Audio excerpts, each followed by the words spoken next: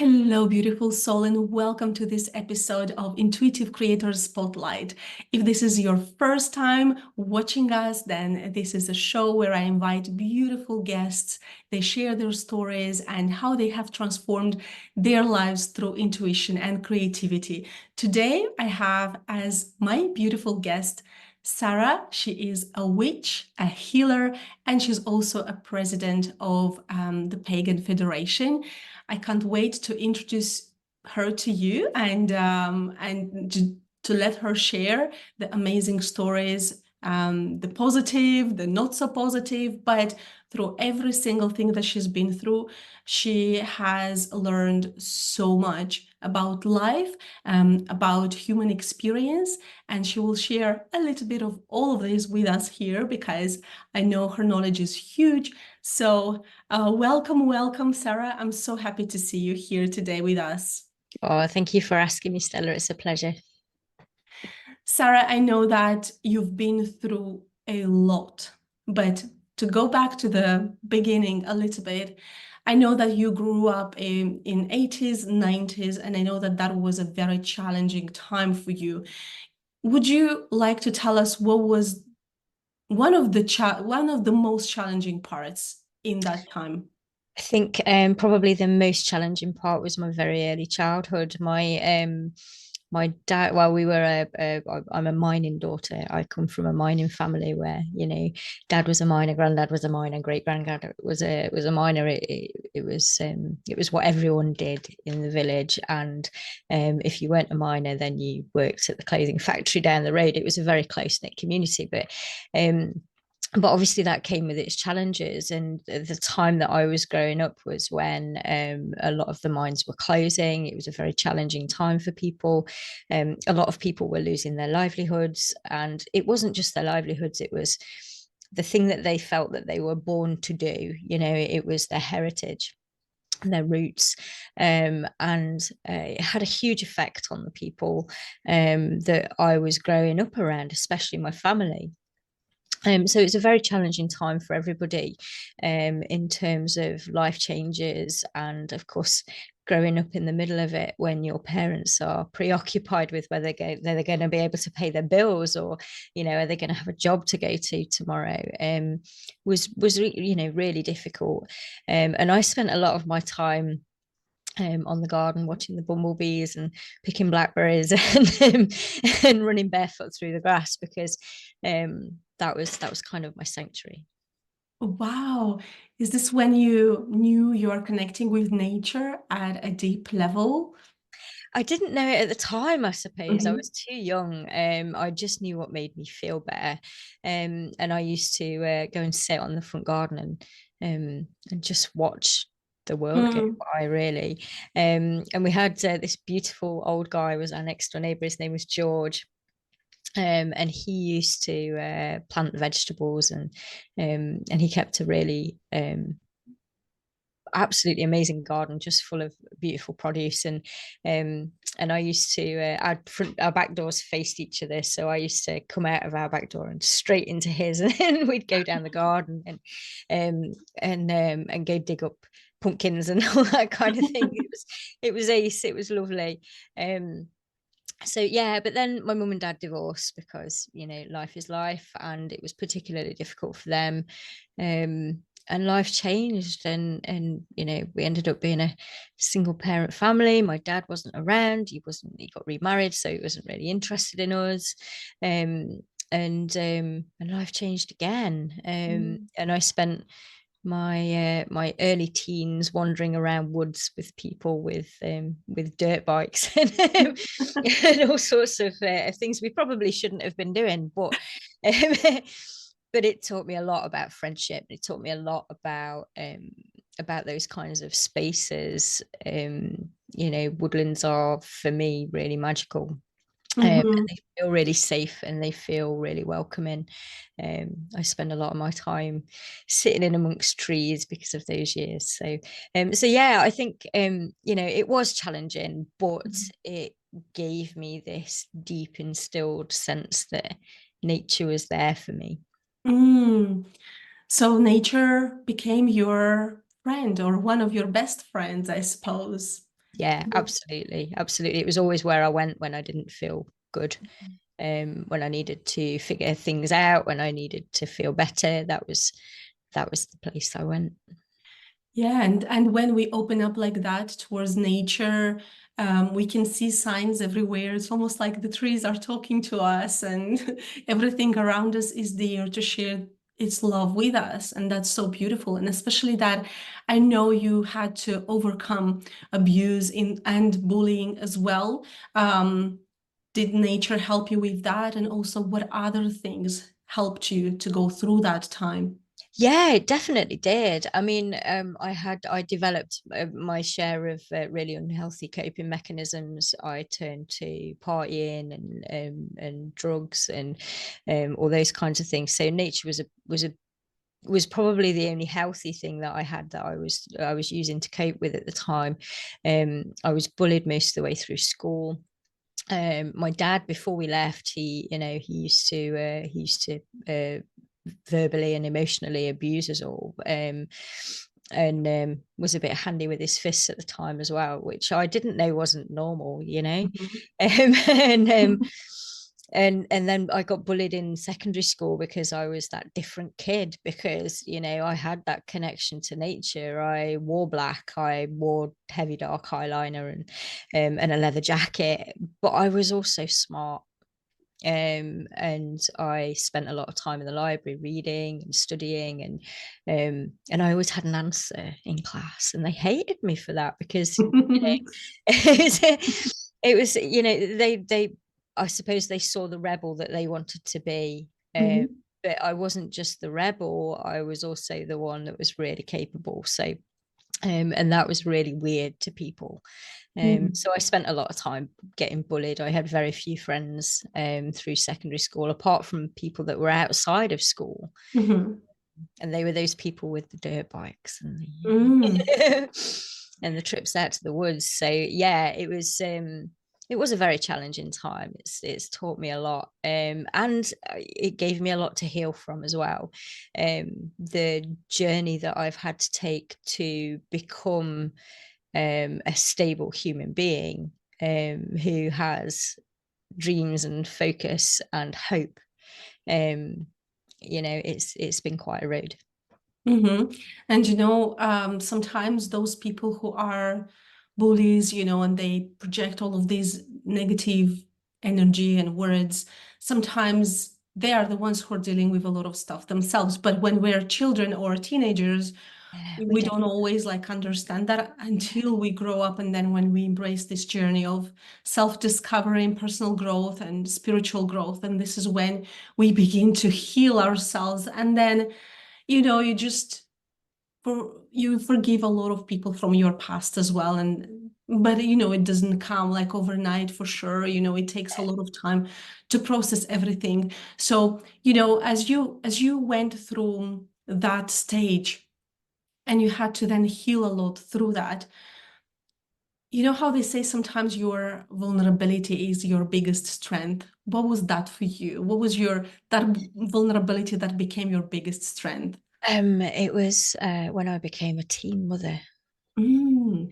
I was 17. I was in a committed relationship at the time, but when you're 17, you think you know it all, and it it wasn't the best of relationships. But hey, Mm. we were living together. I had my daughter, and I think that's when I started to realize, um, really realize how broken I felt, how damaged I'd been, and Mhm. how I wanted it to be different. And it took a lot of years for me to get to the point where I can honestly, hand on heart, say it very much is different now. But it was really holding her in my arms and knowing that I got this little human being that was completely reliant on me, that I didn't want to experience the same things that I had, Mm. that I wanted to protect her from all that. Um, and I think that was probably the biggest turning point for me, where I realized that I had kind of found the tools that I needed. I just wasn't using them in the right Mm. way. What kind of tools? Nature. nature and the magic that it holds. Just before I'd fallen pregnant with her, I'd been handed a book written by Stuart and Janet Farrar about witches and the Sabbats that they celebrate. And that book felt like going home. Reading that book felt like someone had taken a look into my brain and taken out the things that I believed through my interactions with nature and written them down.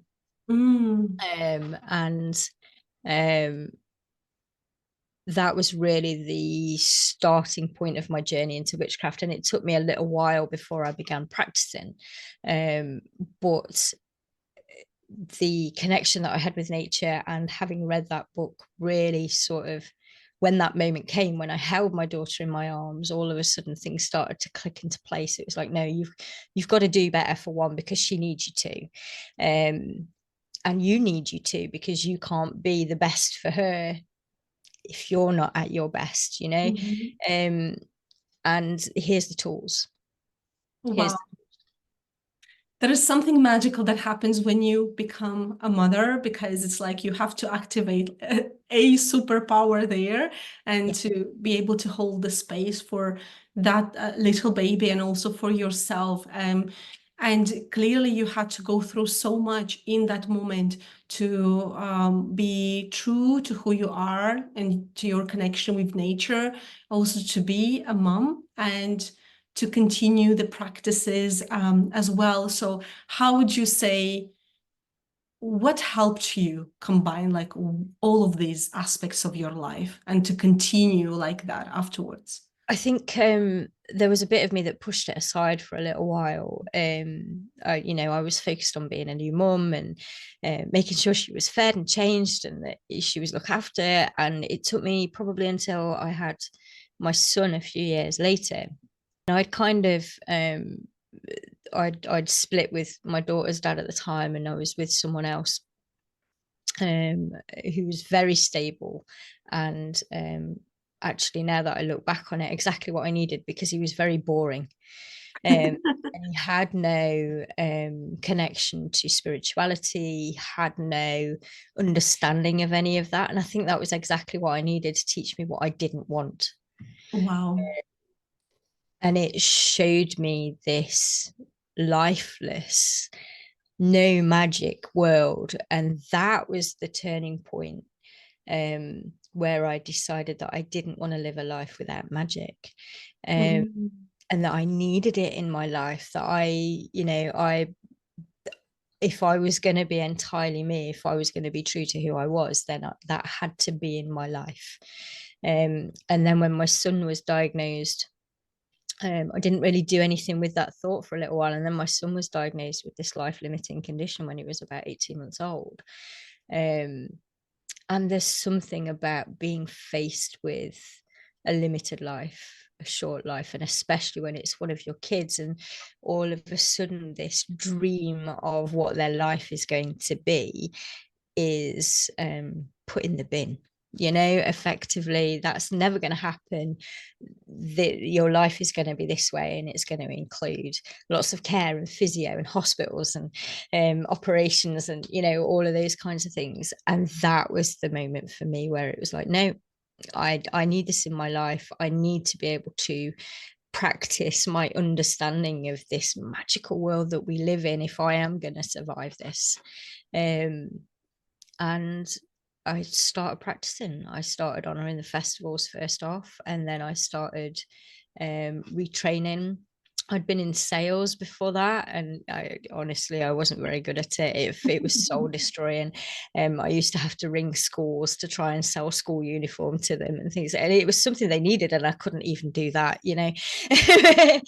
So I didn't feel very confident with myself, but I retrained, and I went and did Reiki.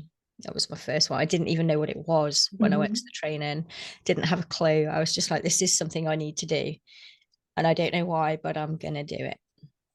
And that was the moment that changed my life, because then I knew that magic was real and magic existed, and nothing had been a dream. And it was very real, and it was what I needed in my life. And that was the point where I started practicing, and I started doing regular spell work, and I started doing regular honoring of nature, and I really started to bring it into my life and into my daily life as well. So, Mm-hmm. even stirring a cup of tea became a magical thing to me. Mm-hmm. um Cleaning my house became magical, because it's not just cleaning, it's cleansing. And it transformed my life. It really did. Mm.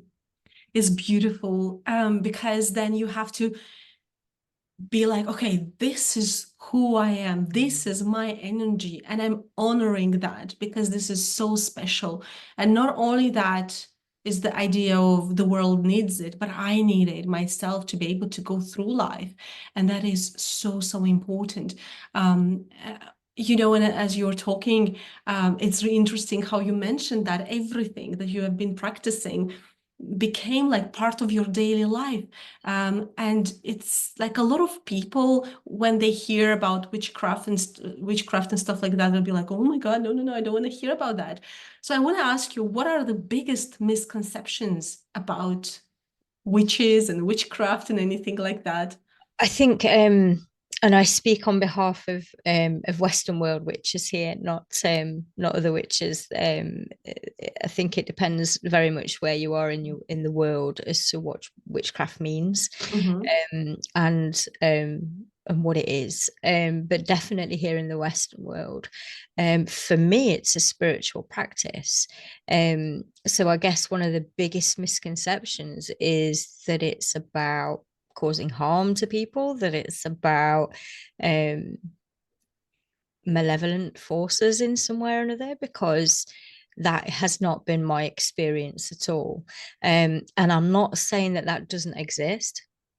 We're human beings, we have our darknesses, and so does nature. It's part of the balance of life. um, but that doesn't mean that's all it is, and we certainly don't set out to hurt people. Mm-hmm. Do you have a favorite practice in your work?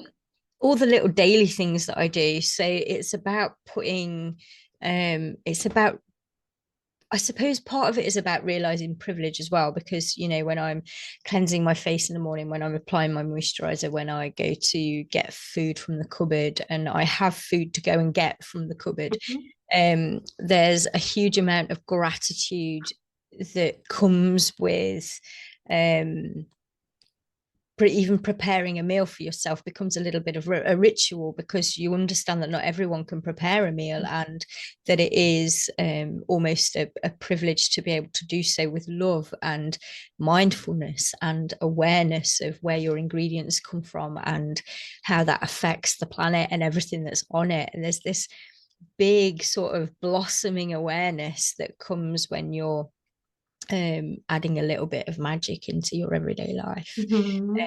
And I think that's, I don't think there's anything more spiritual, to be honest. Yeah, we live. I mean, spirituality doesn't have to be something that I put it there, up there on the shelf, and I'll just reach out just for a second or two to look inside, and then that's it. It's like meditation as well. It's becoming part of who you are. You're constantly in that state, in that flow, and that's beautiful. And yeah, I can totally relate to what you were saying about cleaning your face and everything. And I was just mentioning this to someone the other day, that is my moment when I don't have a screen in my face. I don't have anything like that. It's just my moment. It's magical. And you just go with it and you work with your own body and energy. And that's really beautiful. Sarah, I know you have a passion or an interest in trees, because I know Yes. you're also creating one in your own office or in your space. Yeah. What is this all about? My healing room had to close down at COVID. Mhm. And I haven't reopened it. So it got took over basically by my kids' bikes and all sorts of other things. And I started working online quite a lot, and I have been doing a lot of online work, and I've been hiring rooms to go and do my work. So I've been doing reading days in various places. I've been running circles in various places, and it got to, I think it was autumn last year, and it was just like, I don't want to keep working like this. I want to create a space where I can welcome people in that doesn't have to be reset every time I walk in the room because other people have been using it, that has everything that I need to hand, that allows people when they walk into it to be vulnerable, feel safe, Mhm. and to explore those bits of them that they need to work with. Mm. Um, and that it's a safe space for doing so. So yeah, I stopped doing everything that I was doing outside of my office at the end of October last year. Started having a good clear out, and decided in November that I was going to create the most magical space for healing and magical work that I could possibly manage here in the Midlands. Um, so it's a set of 3 rooms. We're doing room 1 at the moment, which will be the main healing room temple. Mm. So it's going to be, I suppose, like a little underground cave. It's going to have a beautiful starry night sky, and it has hills and fields painted on the walls. It's going to have, we've been building a tree in Mhm. the corner because the rooms are underground. Um, so they're underneath my house. Mhm.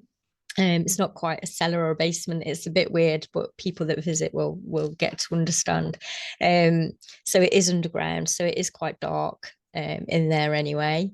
So I had this vision of this night sky with a moon and lots of stars and planets, and opening up that experience of nature that I had when I was a little Mhm. girl, to allow other people to connect with that bit of their nature. So bridging the gap, I suppose, between this very busy world that we all Mhm. live in and some sort of space where they can feel safe, um, Mm. and loved and cared Beautiful. for. You're creating a lot of magic there, and it sounds like this house almost like wanted to work with you to create this experience because it has all of these spaces, and I'm sure the energy that you're creating there with the house, it's just incredible. And this reminds me of how, you know, we work with everything that is around us. And in this example that you shared, that you're building these rooms in your house, how do you work with the energy of your house to do that? Do you have special rituals or routines? I talk to my house. Yeah. I have conversations with my house. It's really weird because when we bought it, nearly 18 years ago now, I've been here a long time, but when I bought it, the lady who owned it before me, and was the only lady who'd owned it before me, she Wow. lived in it since it was built in the 1960s, Mhm. and her married name was the same as my maiden name, Wow. and her husband's name was the same as my husband's name. Wow. Um, so I kind of instantly knew that there was this connection and that it was meant to be my home. Mm. Um, and we got the keys on Friday the 13th. um, and it's just, this house has loved us as a family. It has expanded. We've built extensions and we've built extra rooms, and it has grown around us and fitted us at every stage of us as a Mm. family. And it just feels like this house was almost sending out a beacon for us to find it in the first instance. So I very much love my house. I have daily conversations with my house, and I try and take very good care of my house. And I always talk, if we're going to make any changes, then I will sit in sacred circle with the energy of my house, and I will talk it through with my house. To make sure that we're doing the right thing, and that the house is okay with it. And So before you go and ask for permission from council, then you'll ask for I asked the permission from house, your yes. house. I asked the house first. Yeah, absolutely. And it's never not looked after us. Mhm. We've been through some really hard times in this house. We've had some great times as well, but the house has always held us safe, and has sort of embraced our presence and helped us along, as Mhm. it's adjusted to family life. It's been fantastic. And we spend so much time in our homes, especially when we work from home as well. I agree, it's a special connection with your home. And I also like wake up every morning and share my gratitude. And I think this is a very, very special feeling, because I remember when I was maybe a child or a teenager, I wasn't always doing that. But now, as, as we're talking about these things, it's just beautiful to be able to do these things, I guess. So I know you talked about, Sarah, that you're building these rooms, and you mentioned that like how the atmosphere is there and it's quite dark. And I also know that you guide people through their own darkness.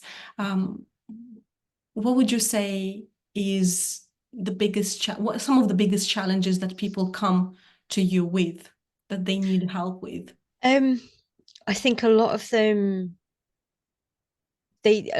come to me as a last ditch effort of Mm. changing their lives. They've tried lots of other things and it hasn't worked for them. And um, there's usually very good reason for that, because a lot of them haven't almost wanted that to work. Mhm. But they're at the point now where something has to.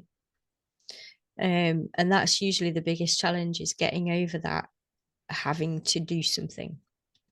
And opening up to the possibility of what comes next, because it's so scary when Mhm. you've lived life in the shadow of, whether that's trauma um or whatever's happened in your life to give you unhealthy coping mechanisms, or you're living the effects of trauma, or you're trying to do things better for yourself. One of the scariest things is facing what's next, Mhm. because it's a big unknown. We've known life like this for as long as we've known it. And although it's not okay and it's not healthy and we're not doing well, it's familiar and therefore it feels safe. Mhm. So getting people to move forward from that, getting them to understand that um, there is good stuff on the other side of that. There is hope for feeling better, for having a better life, for being able to get through that and have the things that you think you won't. Mm. um, Whether that's better mental health, or moving forward in some other area of your life. That's scary. So that's one of the biggest challenges, is getting them to walk through that door, to allow themselves to let that go and move forwards, because it doesn't feel safe. Mhm. Mm. It's unknown and it doesn't feel safe. Um and helping people over that hump in the road, if you like, is probably one of the biggest challenges, because when the going gets tough through the healing process, and it inevitably does, um, understanding that better is on the other side of that, Mhm. that, connecting with life and feeling connected, and growing in all the ways you want to grow is on the other side of that hump. But you Mhm. can't see it because the hump's too big, and Mm. it's unfamiliar and there's no roadmap, and how are you going to navigate that? And it just feels so big and so huge, and it's scary. So that's one Yeah. of the biggest challenges. Yeah, and as someone who helps people go through those things, it's I always think that is not enough to work just with the light or just with the darkness. You need to be able to love, really, really, really love both, Yeah. and to just take whatever lessons are in both sides. So, um, how would you describe your experience, I guess, when you guide them through the darkness? Would you say you go there with them in that darkness, hold the space for them, or do you call them into light, or how does that work? Do you feel you need? I will do both. Yeah. Depends on what they need at the time. Just like the moving seasons through the year, there are times when we need more light and there are times when we Mhm. need more darkness. A seed can't grow if it's not buried, it's very important as a healer that I recognize that my job is to facilitate and hold that space for someone to do the work. Um, I can't do the work for them, but what I can be is a guide. I can be a person that walks next to them. I can be a person that helps them with finding the tools that they need. I can be all of those things for them, um, which is part of the big issue, isn't it? Because you don't have the tools and you don't know the way, and you don't know what to expect, and sometimes you need someone to show you, Mhm. and sometimes you just need someone to be there, and having a healer to help you in those moments, because they've been there, they've Mhm. been on that road. So they know that twist that comes next, and whether you need a light to see around it, or whether Mhm. you need to feel with your hands, or whether you need a weapon, or whether you need, and it's about embracing all of that, because that's life. Sometimes you need the sun, Yeah, sometimes you need the moon. So absolutely. it's part of my job is knowing which that is, um and making sure that they can find it. Mm. And I know you've helped so many people. And now you help even more, and you're going to go on your journey further of achieving what you want to achieve. And I know you have some goals. We talked about it earlier, a little bit earlier. Would you like to share with us any of like what's coming up, something exciting that you're working on, or? Absolutely. So there's like I said earlier, there's a set of 3 rooms. So there's the healing temple room, which is for one-on-one work or for magical work. There's going to be a workshop room as well. So there's going to be lots of teaching, lots of courses and workshops, and really in-depth experience days that are going to be happening here, and online as well. In a few months' time, you'll be able to do that online. I'm going to create a similar space but online. Um, so you'll be able to come and join us online wherever you are in the world, even if you can't get to my rooms here in Derbyshire. I love it. And Sarah, you're also, as I mentioned at the beginning of this episode, you're a president of the Pagan Federation. Yes. How did this happen for you, and how did it change your path or influence your path? Okay, so I started volunteering for them about 6 or 7 years ago now, and I I was just asked by a friend actually if I would like to come and join in and be a regional coordinator, which meant just putting people in touch with each other. So Mhm. pagans across Derbyshire, um, helping them to find other like-minded people and events that they might want to go to and that kind of thing, which for the where I was in my life was great. And I love giving my time to things that are really close to my heart. So helping people connect with their community was a big thing for me. It still is, to be fair. Um, and slowly but surely, I moved from role to role within the Pagan Federation. And their main priority as an organization is anti-discrimination against pagans of all kinds. So it doesn't matter whether you're a witch or a heathen or a druid or a generic pagan. It doesn't matter. We're there to stand up for your rights. And in 2019, the then that vice president spoke to me and said, "You're a really capable person. We know you've got this sort of experience going on that would be really useful to us at the moment. Would you come and join us on committee?" Um, so I agreed. And left the regional coordinator thing behind and went to work with national instead. and that's where I was asked if I would take up the seat when the current president stood down. And I didn't really know what I was getting myself into, to be fair. You know, you get asked these things and it's all very flattering, and oh, they like me. Oh, wonderful. Um,